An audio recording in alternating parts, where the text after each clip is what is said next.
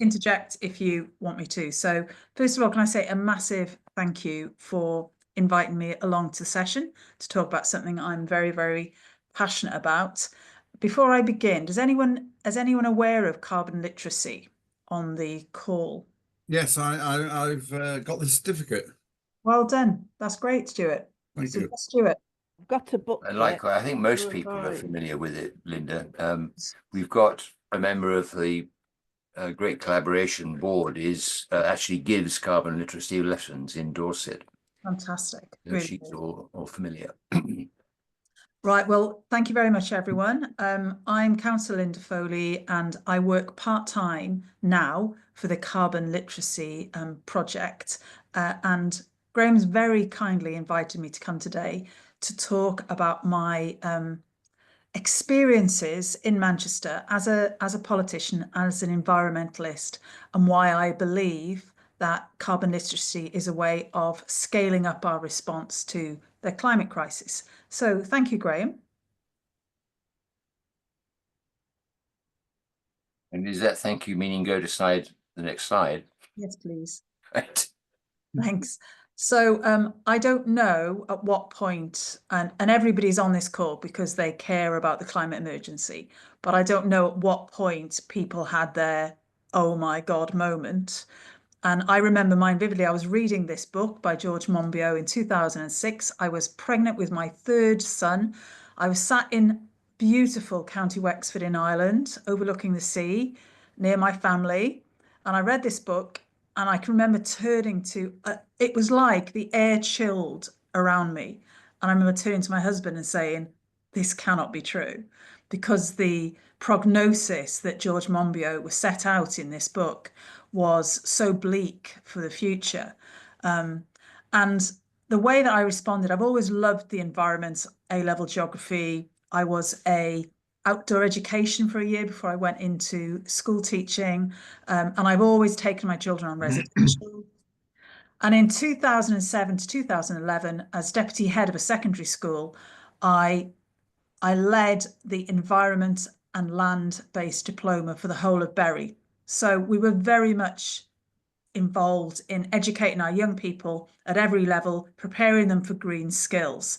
And we did that. And then in 2011, David Cameron got elected Prime Minister and had a policy of cut the green crap. And unfortunately, all the work that we've been doing for the last 4 years stopped overnight. So that was my experience, a bit of a disappointment, felt like a bit of a setback. And then in 2012, I was doing doctoral research at the University of Manchester. I've always worked in quite disadvantaged secondary schools, and I was looking at how I could most effectively use pupil premium funding to help my young people.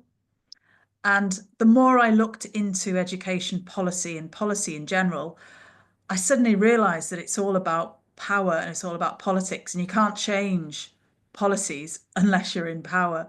I suppose it radicalized me. And at the end of it, I had my 1 year review with my doctoral tutor and said, God, I've just been so naive. The politics is the way that you change things. And I then started getting involved in my local ward, and then I got involved in my local constituency as women's officer and environmental officer.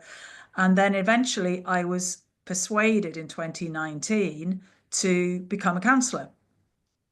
I actually went to the Labour Party conference, and I was responsible with some other people for putting the Green New Deal motion through.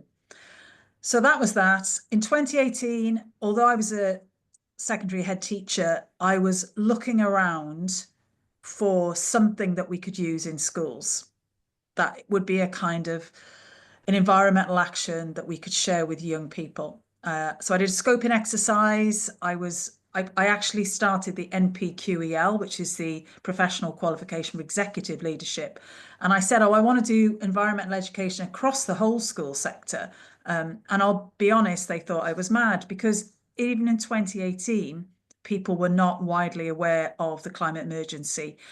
We then had student strikes in Manchester. I got selected as a councillor, and I was scoping everywhere, what is out there that we can use in schools. I looked at United Nations courses. I looked at Let's Go Zero, Green Schools Project, everything that was out there I was looking at. And somebody said, you should do carbon literacy. So I did my carbon literacy training. And for me, I felt I found my silver bullet. In 2022, I became Deputy Executive for the Environment at Manchester City Council, and I was able to promote a lot of carbon literacy, and I was working on what was called a Green Schools Summit. And then in 2025, that resulted in Manchester Carbon Literate City, which I'll talk about a bit. We're about to launch in June the Stools Toolkit, and I want to explain a little bit about this scaling up and why it's important. Thank you, Graham. Could I have another slide? And I put this in because I think it's really important to remember how important this issue is. This is taken from Withington, which is just down the road in Manchester. We've got a regeneration scheme called Withington Walls. But this particular piece of graffiti on a wall in Manchester, it just reminds me of all those things that make life worth living: music, art, theatre, friendship, families, holidays, lovely food, all those things. That we will not have them in the future, or the next generations won't have them unless we act now. Thank you, Graham. Okay, so a lot of you know what it is. So in one day, in 7 hours, we take people through carbon literacy on a journey of, this is the reality and this is what you can do about it. And so it is about reducing emissions, but I think it's about something much more important. This is about hope. So it gives people, it takes them away from despair, and it gives them an opportunity to do something about the climate emergency. Oh, thank you, Graham. So the Carbon Literacy Project is a very small charity. I say it's very small, probably employ about 80 people now.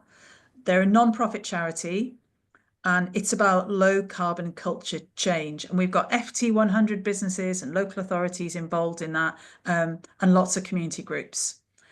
We don't actually train people. What the Carbon Literacy does is provide the materials. It does the certification, which is how they quality assure the quality of training. They accredit courses, and they promote, they advocate for carbon literacy all over the world. Carbon literacy has been delivered in Antarctica. So it really has got a very wide spread. And I think this is really powerful. At COP21, the United Nations awarded the Carbon Literacy Project one of the 100 worldwide top transformative action programs. Thanks, Graham. So these are the figures. We've got, it's actually 125,000 people now. I think Graham's going to share the slides, so I'm just going to quickly move over, and if you've got questions at the end. But I'd like to point you to that figure of 5 to 15% carbon savings per person.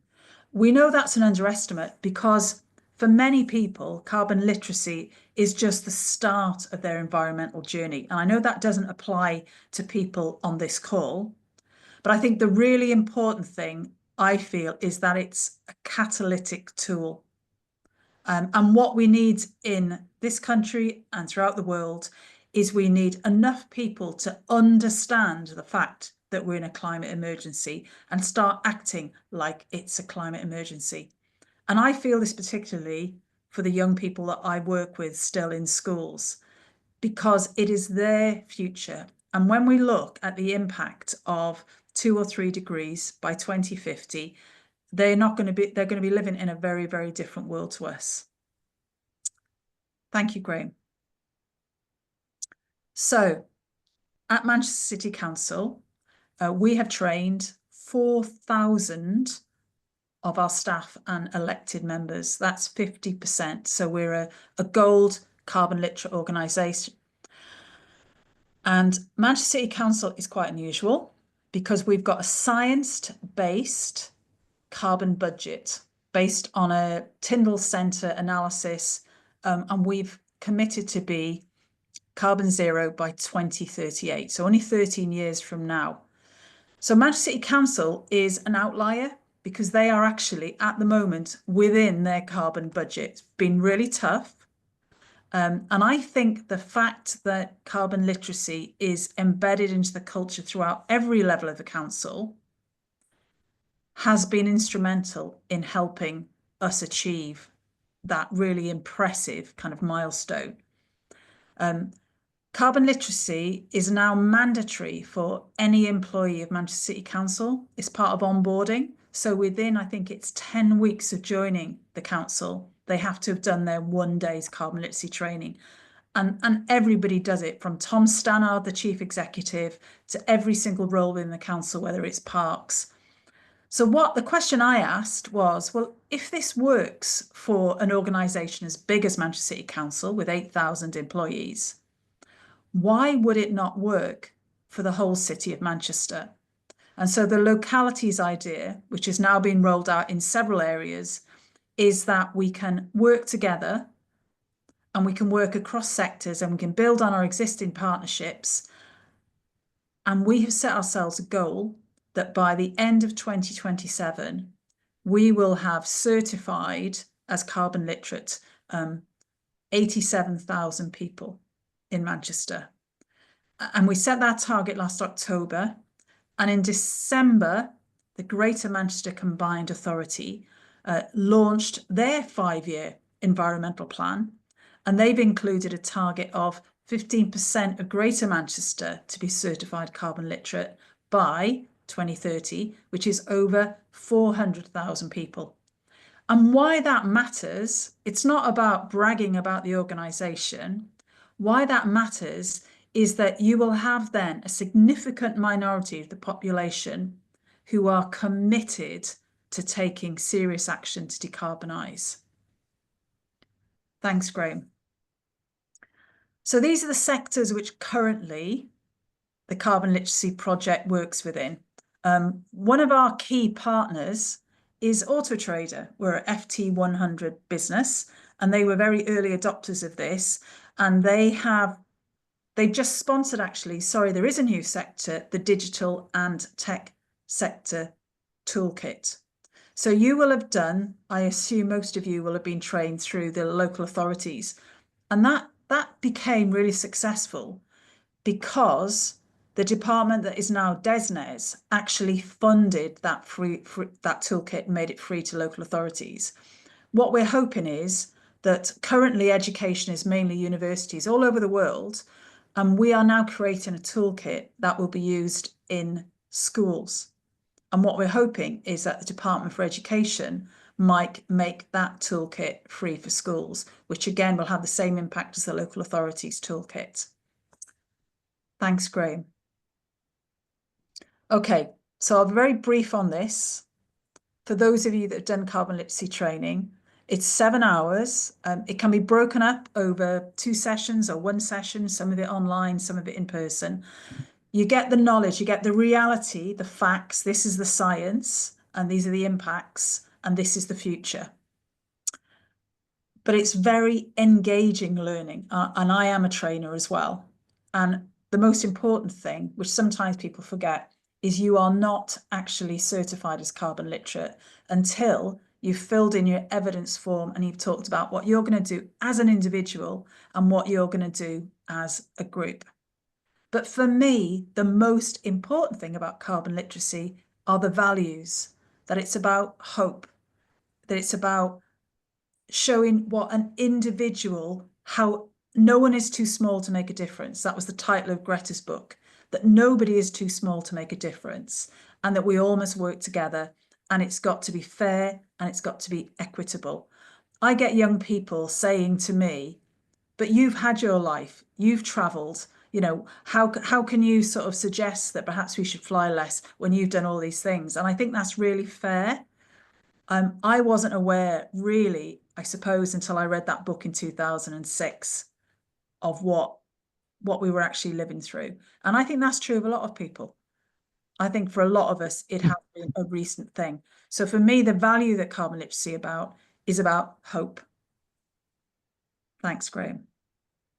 So we are creating this school staff course, and I would love it if having listened to this presentation, that you went away, you looked on the website and you found out more about this course and that you tried to promote it within your own councils. There is actually an expectation by probably the end of 2025 now that all schools will have a climate change action plan, and this course would help them do that. But more than that, it demonstrates to your community, to your students, to your staff, to the wider community that you really care about climate action. And so we've developed this Carbon Literate Educators Award, and it really will make a difference, not just in your community, but it will make a difference to your wider community as well. Because the thing about carbon literacy, it's catalytic. It's like lighting a little fire. It sets off little sparks in people, and then people go on and they share it with other people. Thanks, Graham. So this is the award. It's an accreditation. Schools love awards. I know that from being a head teacher. And it's called a CLE, and you can see the little kind of academic hat there. And it certifies that you're taking action, not just in your school, but you're engaging with your sphere of influence. Next slide, please, Graham. So, spheres of influence. So, schools are really interesting. They're learning organisations. So, you've got your students, you've got your staff, and you've got, when I say staff, it's not just the governors and school leaders. You've got your ground staff, you've got your kitchen staff, you've got your teaching staff, you've got the person who holds the lollipop up at the end of the road. So there's a whole community of people involved with schools. You then got your stakeholders, the community organisations linked to the school. So I'm also trustee of a food bank. We work really, really closely with the schools in our areas, and that's often how we manage to support parents and we get them to come to us, is through that trusted link with the school. They will say, right, well, the 25 most needy parents are these 25 parents, and then we provide what we call these holiday packs for those parents. We give them extra food to help support them over the summer holidays when the children aren't having like free school meals. So you've got your stakeholders, you've got estates. So it's a really big part of local authority emissions are their school buildings or their nursery buildings. And so anything that we can do to help the schools, it has co-benefits. First of all, it saves the schools money on energy costs, right? It also models for young people that we can use solar panels and we can do all these things. And also there's a lot about biodiversity involved in school estates. So many of you will be involved in eco schools or forest schools, and these are all part of the extracurricular learning experiences. But I think the most powerful thing is that schools are they're like trees in a forest, that their influence goes really wide. So if you're anything about kind of like the Wood Wide Web, they're like the mycelium. They link to all these other organizations. And because they are trusted institutions, people feel very invested in them, and they have great affection for them. So I think for a school to spread the news about climate action, it has so many co-benefits. It's not just about educating young people, it's about they are models for the rest of our community. Thanks, Graham. Right, I'm not going to go through this in massive detail, but I've given you there a kind of a simple like step guide of how to get involved in carbon literacy. I would recommend you look at our website. There's loads of really useful information in there, but I'm going to mention point 10. This was Frederick Douglass who said this. He said, "It is better to create strong children than repair broken people." And when I go into schools and when I speak to governors and school leaders and sometimes parents, they're very, very keen for the school to be environmental, but some of them are a bit reticent about actually sharing the scientific knowledge that young people need to have. And I understand why. They're frightened about triggering climate anxiety. And I think that's a really genuine fear. And what I say to them is all the research points, the Psychological Alliance, all the research points is that the way you take away anxiety is by giving young people agency, by giving them the tools that they know what they can do to make a difference. And that is actually incredibly powerful. And that's been proven. There was a survey done by the Royal Meteorological Society, and it was published just before Christmas, of school leavers. And it was actually really shocking because it highlighted what a mixed bag they are learning in schools, because there isn't a curriculum for this. And the thing that was really sad for me that stood out was that a lot of young people leaving school at 16 or 18 don't realise that what we do now and what they do now can actually make any difference. There's a lot of kind of doomism out there and gloomism out there that they just think, well, the world's the way it is and we can't do anything to change it. So I think it's really, really important. For me, carbon literacy is about giving children, adults, and communities hope and the tools to respond to the climate emergency before it's too late, to be honest. Thanks, Graham. Okay, I don't know if anyone's read this book. It's not about the climate emergency. It's about social contagion, and it was written by Malcolm Gladwell. Fantastic book. Read it years ago, reread it recently. And it's about little things can make a big difference. And it talks about lots of examples in society of things that suddenly take off. And a match is an appropriate symbol for this, because what we're trying to do with carbon literacy across, for example, Manchester, is we're trying to match up lots of different organisations. We're using our kind of influencing power as a council, and we're using our modelling power as a council to spread this idea. And what we're hoping is that it kind of saturates the community. So people are hearing about it in their businesses and in their schools. They're hearing about it in their churches. They're hearing about it in their councils. They're hearing about it in their political organisations. And what we'll get is a tipping point. And why that's important is if you read the climate book, which is kind of brought together by Greta Thunberg, there is an American academic, she's called Erica Chenoweth. She's at Harvard. And she said that social movements, to have considerable social change, okay, you think about the abolitionists, I mentioned Frederick Douglass. So who were those brave individuals who managed to get rid of the slave trade? Who were those brave suffragettes, right? Emily Pankhurst's house is literally half a mile away from here. And what happens is you need to get support of about 25% of the population, a significant majority, to really see social change.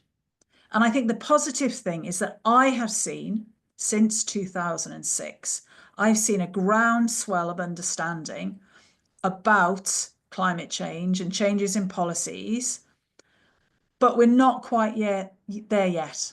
And so for me, the carbon literacy is a way in which we can cascade this learning, cascade this action, link up with other activist groups, and we can actually change society. And I'm part of a group called UK 100. I don't know if anyone else here has heard of them. They're a cross-party political group who work together across all of the political parties to bring about climate action. And so the tipping point is really important. And what I'm trying to say to you is that we talk about great collaboration. Well, great collaboration, if we all work together and we use the tools that are out there, we can make a significant difference in time to avoid the other tipping points, which are the negative ones. You know, the polar ice caps melting, for example, and sea rise happening. So all those things, every single thing we do, every bit of carbon we stop getting into the atmosphere, every little thing that we do helps make the future better for our young people. Thanks, Graham. Okay, so every year, this if you Google this, very interesting, the Carbon Literacy Action Day, it's only been going about 5 years, is actually hailed as the biggest climate education action event in the whole world, which I find really interesting.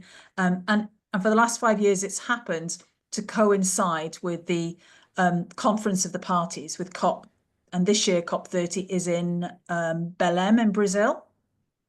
So what we ask people who are, whether you're a council, whether you're a school, whether you're a business, we ask as many people to be trained on that day. And last year, last November, was endorsed by Ed Miliband. He was the kind of lead speaker on it, and he's a big supporter of the Carbon Literacy Project. This year in Manchester, we're trying to get all those organisations that are working with us, and hopefully many of our schools, to be trained as part of the Carbon Literacy Action Day. So if that sparks something in your mind, oh, I could do something in our local authority, or I could do something in a school, or I could do something, or I could encourage people to do it, please go and have a look and sign up for it, because that would be really wonderful. Thanks, Graham. And I'm going to end on a really, really positive note. Every few months, I have to take a few days off. I have to switch off my phone, switch off my laptop, and I go up to the Lake District and I go walking, okay? Because I suffer from a climate grief, I would call it. It's not anxiety, it's grief. And so I always like to end by sharing things that I suppose give me hope.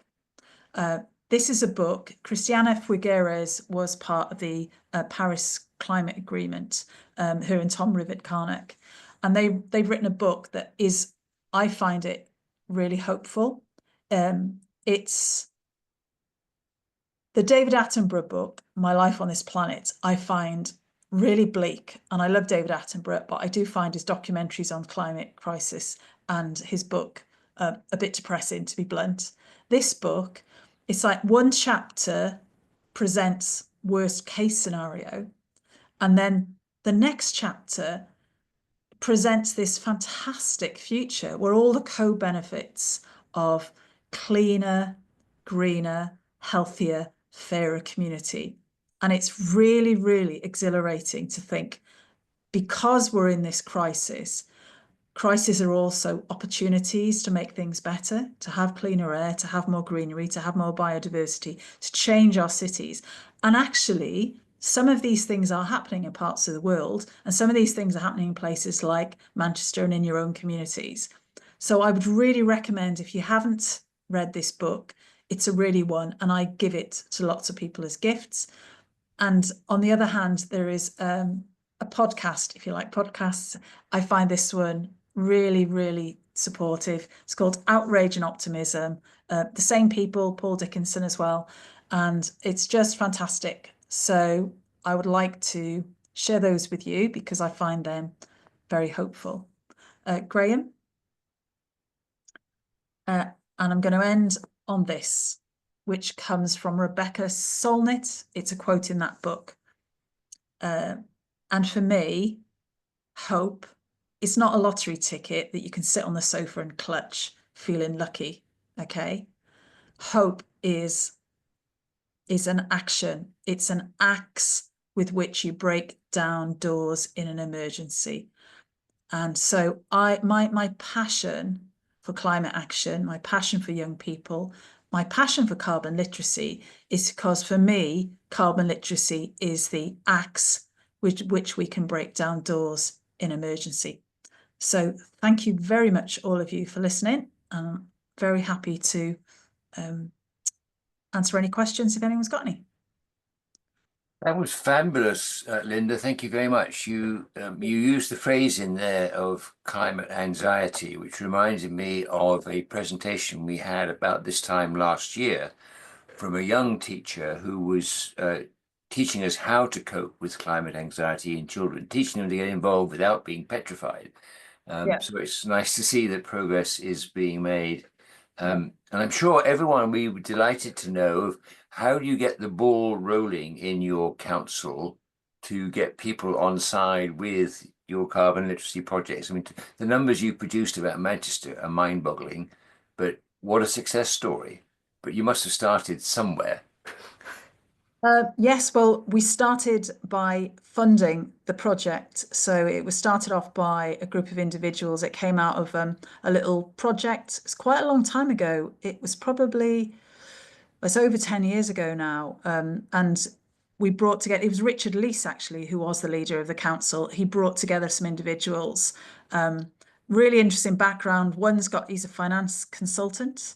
The other one worked for the BBC. He works in broadcasting, and a group of Friends of the Earth people. And they got together and they wrote this kind of plan, a certain future. And they said, well, what we really need is like a day's course that we can put people through. And when I did my training, which was in 2019, I was, I think, the 11,000th person. We're now on 125,000 people. So we've had that kind of hockey stick exponential rise. But Manchester City Council funded the project initially. There were early adopters. But when I was elected as deputy executive in about 2022, my role, I'm going to be really blunt here, you're all kind of, you know what I'm talking about. My role was to nag elected members to do the training because it was voluntary at that point. And so every single Friday, I used to email everybody who hadn't done it and say, I'll help you, I'll sit down with you, I'll train you one-to-one. I once did training for 3 people on a Sunday because they kept saying, can't get the time off work, can't get the time off work, can't turn the work. So I said, okay. So I got a room in the town hall and I trained 3 people on a Sunday. So I was just determined if that was my job. And then we got a new leader, Councillor Bev Craig. Some of you may have heard of Bev, very, very young. She's only just turned 40, I think. So she was very young to be leader of such a large council. She believed in carbon literacy. And when she was elected, one of the first things she said was, right now, this is going to be mandatory because we were seeing the impact, like, for example, in planning, right? So they appointed somebody just to help them look at the environmental impact of planning. Highways came up with some brilliant ideas. I think the thing that Bev realized, she's really sharp and clever, was that what the carbon literacy training did in teams was it unleashed this creativity. So people were coming up with these really innovative ideas. But it's not fair just to talk about Manchester because I know that Warrington have done absolutely amazing work and they're now working with SMEs. They got innovation funding. I'm working with Argyll and the Islands. Now, they're not a local authority, they're a community group in a rural area. So what you see is that people adapt it for different communities. This has been delivered in the Masai Mara. You know, seriously, it's been delivered in the Antarctic. So it is incredibly adaptable. It's really just about knowledge, teaching method, actions, and values. And I think actually the values part of it is the most important one. So once Bev had made carbon literacy training for staff and elected members mandatory, and the first thing she did was she said to me, can you make sure all the senior leaders get trained up? So they were all the people over £150,000 within the council. So, you know, however many there were, quite a lot actually. I was thinking, I'm going to have to go to each individual directorate and talk about these people. And she said, no, have a meeting with Suzanne. She's our head of HROD, Human Resources Organisation Development. She just put it in all their diaries. So nobody could say I'm too busy because she just said, well, you've got to do it. This has come from the leader. So everybody had to do it. And that changed. It became mandatory. And then it was being led, if you like, from the top as well as bottom up. It was coming from both directions, if that makes sense. Well, I think your timing is immaculate because we're going for local council elections at the moment, and I'm sure we can persuade a bunch of new chairmen to make it mandatory for their council members to get carbon literacy training. Because I'm very convinced that, as you say, once you get the ball rolling, it'll just pick up like a snowball. And I've yet to find any politician who can resist the momentum of tens of thousands of voters saying this is what we need to do, no matter what you want, no matter what you think, we have to do it. Yeah. And so, as your numbers are, you've got 500,000 people in Manchester, and you multiply that up by a couple of million around the rest of the world, and suddenly you've got a force that's really going to be reckoned with. So Yes. great stuff. Great stuff. I'm sure there are other people who've got questions. If you'd like to pitch in, now is the time, please. No, go on. There must be lots of people dying to talk to us. Come on, Andrew. Well done.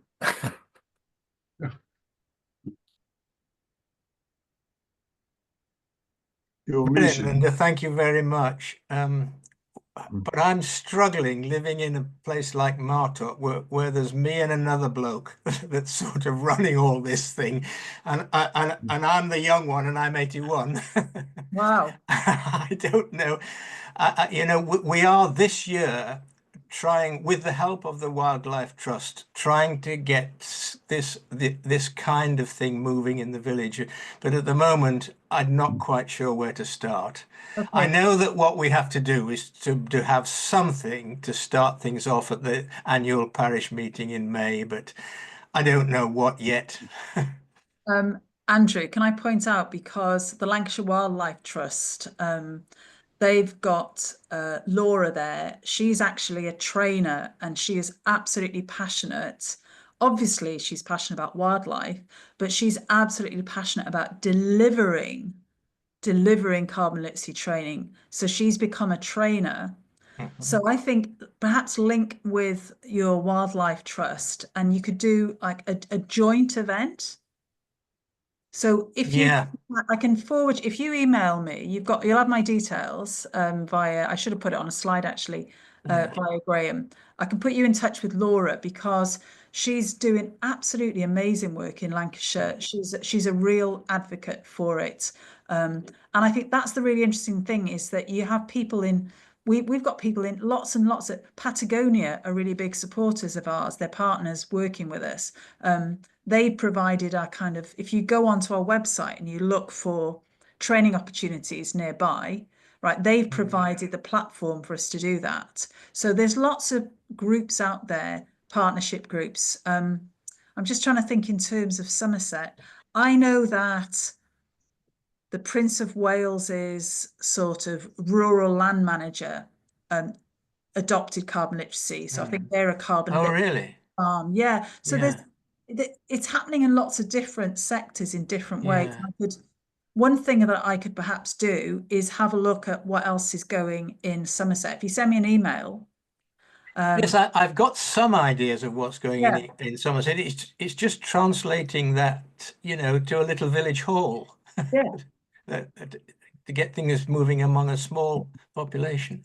So in terms of local authorities, and I don't know if this applies to parish councils, but they created a course which is free to local authorities. So, which is called the Community Leaders course, and it's free to access if you're already a local authority, which Yeah, has carbon literacy.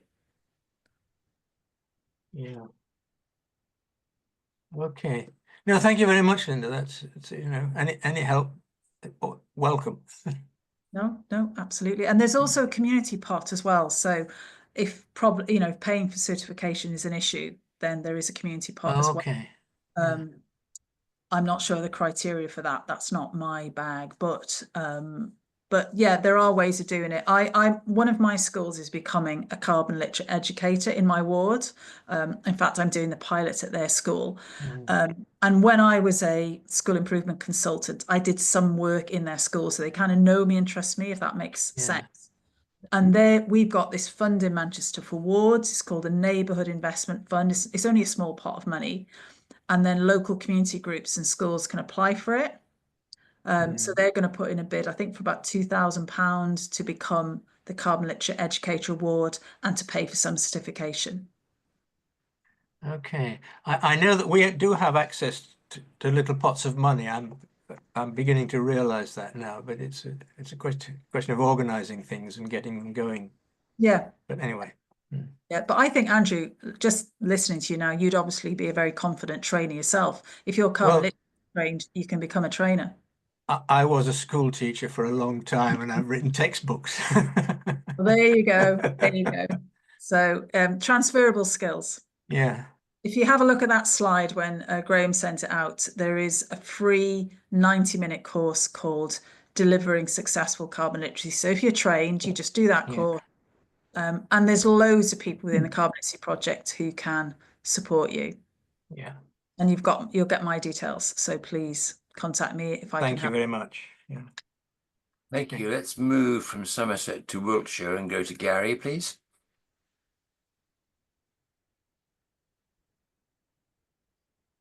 Hi, Gary. We're not hearing you yet, Gary.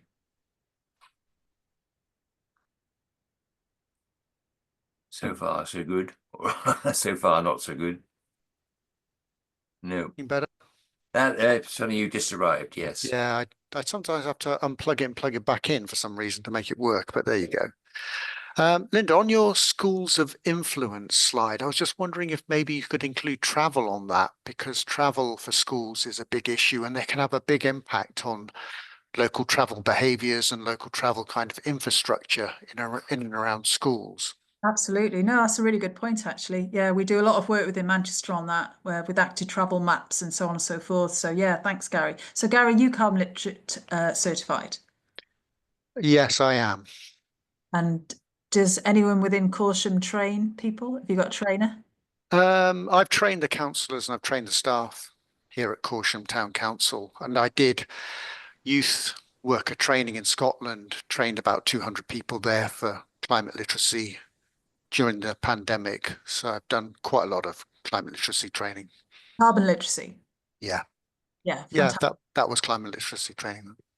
Sorry, that was carbon literacy training in Scotland that I did. Yeah, there was most of them got the certificate in the end. That's Yeah. really good. Yeah, fantastic. So have you seen the course for community leaders that is available for councils? I think I might have had a look at it when I first started here at Corsham. I'm not sure. It's been a while now. I do tend to use some of the materials that I find really useful. So it's you got some great stuff there, really, really useful. Thank But you. the course itself, I tend to kind of just tailor make it. I tend to, when I'm giving climate literacy training now, is to tailor it to my audience. So I use a lot of local knowledge and local impacts stuff, and so I kind of take bits and pieces off the internet, the latest data, that kind of thing. Any kind of resources I can find out there that I think are really good and useful, and then I kind of build a course around it and use that to give. That's fantastic. That's really good. But there is another, if you've got your own course accredited, then you don't have to pay for the carbon literacy for climate community leaders course. Gosh, I'm getting caught on word. So, and that's really good. So I've delivered that in the community as well. It goes down really, really well. And I think part of the reason why it goes down so well is that people who are in community voluntary social enterprise groups tend to be very values driven. And so they're really, really interested in this and what they can do. So we're at the moment, we're just in the process of creating a community course in Manchester for our groups for free. But yeah, it'd be fantastic if you were able to deliver that further than your counsellors. Brilliant. Yeah, I've actually given one to the local WI as well recently. Right. And they certified. No, this was just a couple of hours in a village hall. They wanted Right. somebody to come in and give a talk about climate change, Right. and I'm giving one shortly. I can't remember who it was to, but yeah. But there's when community groups are looking for something, then I can offer my services. That's great. Well, if you'd encourage them to do the full carbon literacy training, the full kind of 7 to 8 hours, that would be amazing, and get certified. That'd be really good. So thank you. And Stuart, can we move to you, please? Yeah, I would just like to say thank you for a very interesting and enthusiastically delivered session. Thank you. I live in Essex, and the biggest climate problem we have in Essex is transport. And I'm very keen to facilitate and promote active travel. I'm trying to reconnect an old disused railway line to some of our various villages and larger towns. I was just wondering, do you have any experience or knowledge of how the B network in Manchester Yeah, yeah. I acted see as it a every day. tipping point? Has that really generated a lot more active travel journeys? Yeah, it's made since the buses were deregulated. I think the biggest impact for everybody was that the price went to just uh, basically a one-off price. And in the last week, they brought in this a bit like London, the tap on, tap off Oh, system. yeah. But the big difference was that the journeys became less expensive and it's just one cost wherever you go. So it's made it much quicker. Electric buses, the air's cleaner. I live very near the biggest bus route in Europe because I live in a kind of student area. So it's officially the biggest bus route in Europe. There's like and huge cycle lane. If anyone knows Oxford Road in Manchester, the universities are down Yeah. Oxford Road. I live at the end of Oxford Road, basically. All right. Yeah. And it's absolutely extraordinary the difference that that has made. But Transport for London have trained up. They're now a carbon literate organisation. They've trained up all their staff. So there is a real commitment within transport business now. I'm working with a logistics business again, who are looking to reduce their emissions as well. So there, I think you're absolutely right. One of the things I think about, I mentioned that book, The Future We Choose, is that the co-benefits of taking action to reduce emissions are also that people engage with cleaner air, people engage with planting trees, people engage with biodiversity. You know, it's not that you do a day's training and you stop. It's like that is the start of your journey, and you begin then to question what else you can do. And I think when I go in and hand talk to governors, one of the things they often talk about is clean air. And we do, well, as a council, we do various things like, green skip screens around schools. We build hedges to collect the particulates, to make the air cleaner, to create a little bit of biodiversity on the grounds. All of these things are kind of interrelated, but it begins with an understanding of where we really are now, that we can't carry on as business as usual. And I still think there's an awful lot of people. I've got like godchildren in their early 20s. They wear secondhand clothes. They're vegan or vegetarian. They recycle, but then every chance they get, they fly off somewhere around the world. And the truth is, no, and I adore them, but the truth is that they do not really understand the carbon impacts of everyday life. And I think once they do understand that, they will take slightly fewer flights. They will get the train to places, they will amend their lifestyle, because it's all about knowledge is power, isn't it? Yeah. And so I think they're acting out of ignorance. And because they recycle or wear secondhand clothes and, don't eat very much meat, they think, right, I've ticked that environmental box, but they don't actually know the reality of what they're going to be facing in the next 12, 10, 20 years. And I think that's the thing that makes me really sad, is that lack of really good quality telling people the facts, right? I go back to 2006. It's like the four stages of grief, isn't it? Like shock, I cannot believe this is happening, right? Denial. Anger, denial, and then acceptance. And I think when I turned around to my husband, I read that book and I just thought, this cannot be true. It cannot be true. This cannot be the future that that little baby that's unborn inside me is going to have, you know? And I feel that with my young people. I feel a huge moral responsibility to get this into schools. There's 3.2 million secondary age school students, and they need to know the facts and the knowledge, and they need to know how to deal with it. And preferably all in one day, so that they have the shock and then they're given the tools to deal with it, and they are supported through that journey. How do you think we could best approach schools? Yeah, I did have a community climate action event in Dunmow, which is obviously our town, and not a single school child attended. Even though we discussed it with the head teacher, we had leaflets out, posters around the town, none of them. So last year, I got a call. I just started working for the project. So I volunteered with them for years. I only started working with them in September. And I got a call from the government of Jersey. Ooh la la la. I didn't even know that Jersey had its own government. So there you go. The governor of Jersey, and it was their climate change officer. And she said, I would like to do carbon literacy Action Day in November for and offer it to all of our schools and do a big event. I think it was 200 young people, right? Really big event. You know, she had funding for it. And we helped her create a course, and she did indeed deliver carbon literacy training to the young people. So I suppose it's having somebody, perhaps the climate officer who's in your local council, or perhaps yourself, or perhaps one of the schools that are passionate about it. It might be somebody who's a sustainability lead. In Manchester, we've got an environmental charity called the Environmental Education Network.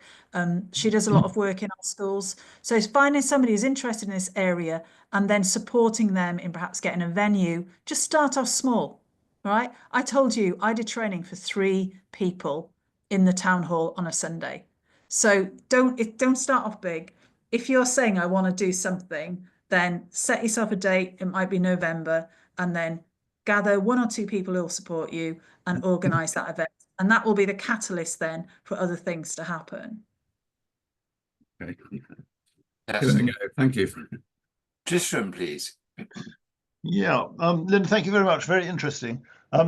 We come from a very small parish in Hampshire, and we're working with another charity called the Greening Campaign. I don't know if you've ever come across them.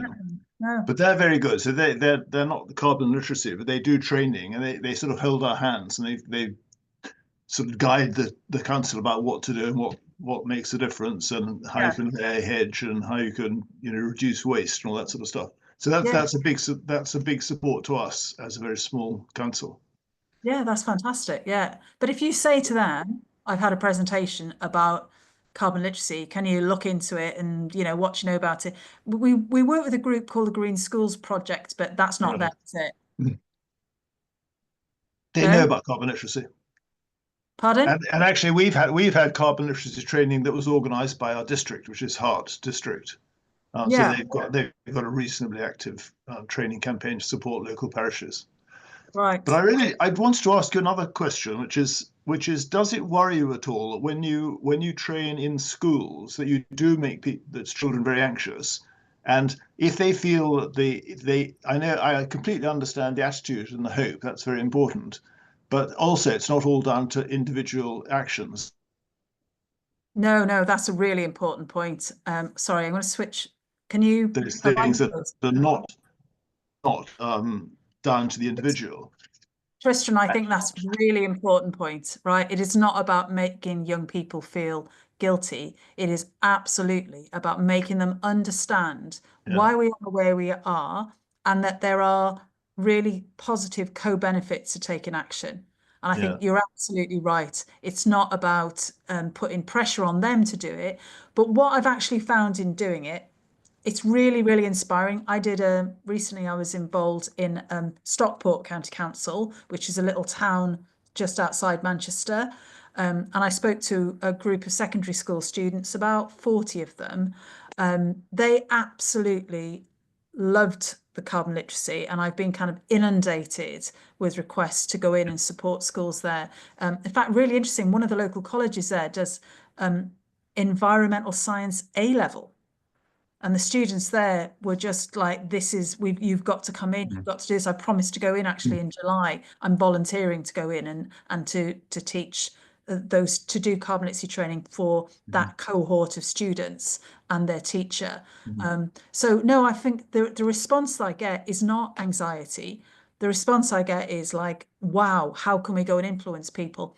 And what we've seen is that School students of whatever age have a huge influence on their parents' decisions.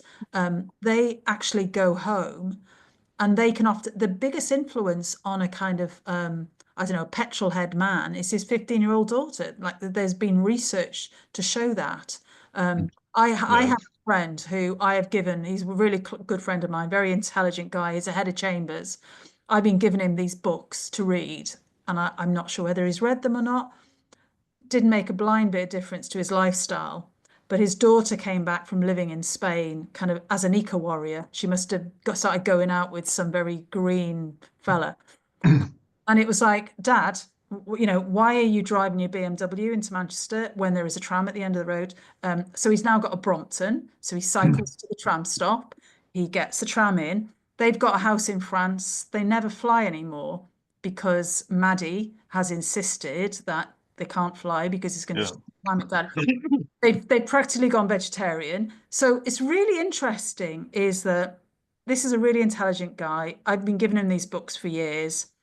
Whether he's read the books or not, what's actually changed the behavior in the family is their daughter coming home and educating them and saying, you need to change your behavior because it's really important for the future of us and the planet.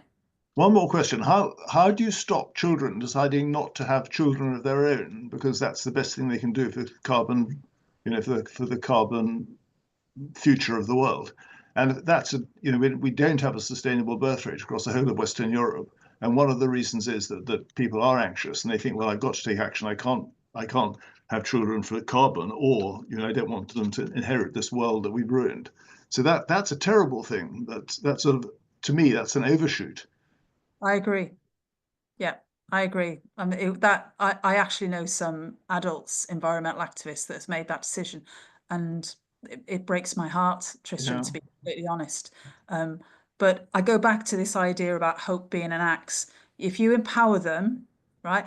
There was a really interesting piece of work done by Deloitte. There was a paper, one of my colleagues in the Carbon Literacy Project sent it to me, which said that absolutely top companies now are looking at the sustainability policies because they cannot recruit the best candidates anymore, because the best candidates are being interviewed and they're asking questions about sustainability policies of those top industries. And that to me is really powerful. And Deloitte wrote this whole paper and they said, you need to be aware that this is happening now because the best of the best candidates are only going into jobs in which they know that they're going to be making a difference.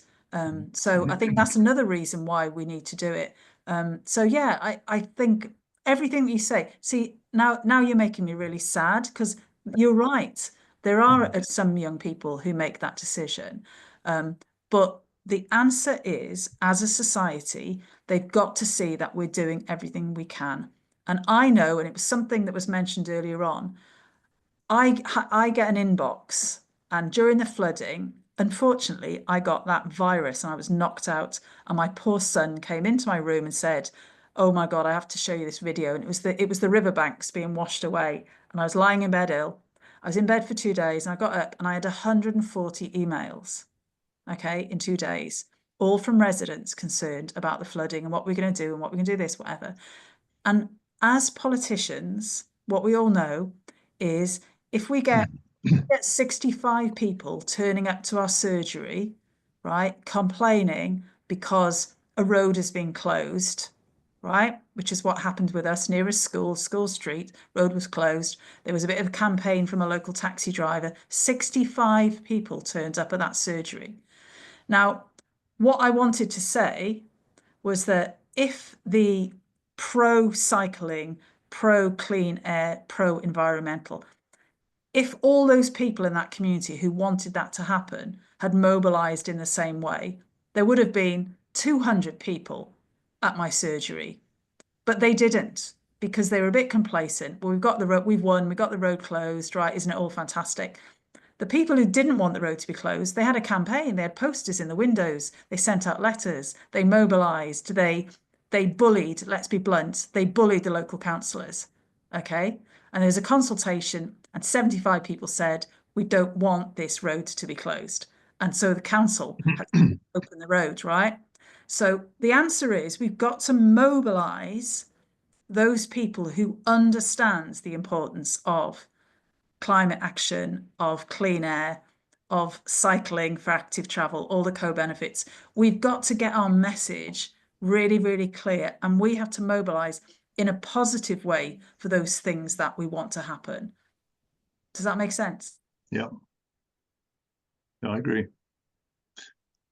Yeah, Linda, well, thank you so much Thank for you. enthralling us for an hour. That's been really tremendous. And I'm very grateful to you. And I will publish all of this on the wiki, and everybody you'll have to catch up the people who weren't here today. So thank you. For everyone else here, I normally announce cheerfully what next week's topic is going to be. And this year, I can say, or this week, I can say I haven't got the slightest idea yet, but I'll come up with something. So thank you all very much for your time. Thank you for coming. I hope you enjoyed it, and see you next time. Take care. Bye-bye. Thanks, Greg. Thank you.